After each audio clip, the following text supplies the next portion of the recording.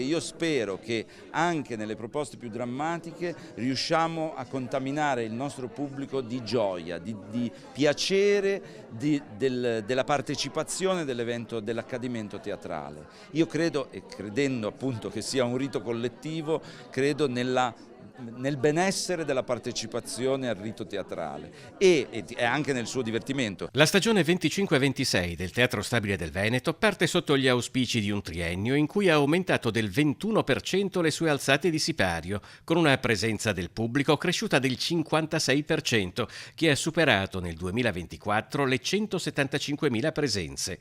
Grazie all'aumento di spettacoli prodotti dal Teatro Stabile del Veneto nelle proprie sedi è anche aumentato il numero di artisti e tecnici scritturati, più 19%, e il numero assoluto di contratti di scrittura, più 38%. Abbiamo studiato, abbiamo avuto capacità di sedurre il pubblico? Sì, abbiamo avuto questa capacità.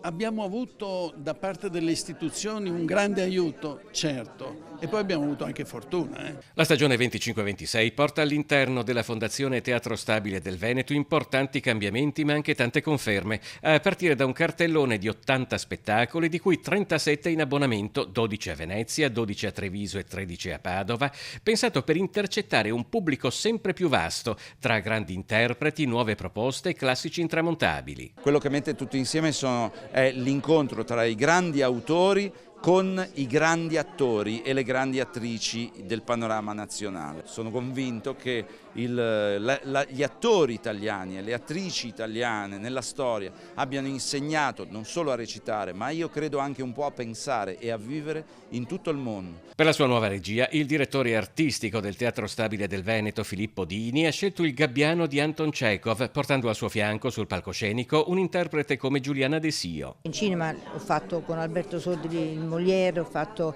con Gianni Amelio Ibsen, ho fatto Chekhov, ho fatto con Elio Petri e Mastroianni, ho fatto Sartre, quindi io i classici li ho fatti, però li ho fatti sempre davanti alla macchina da presa.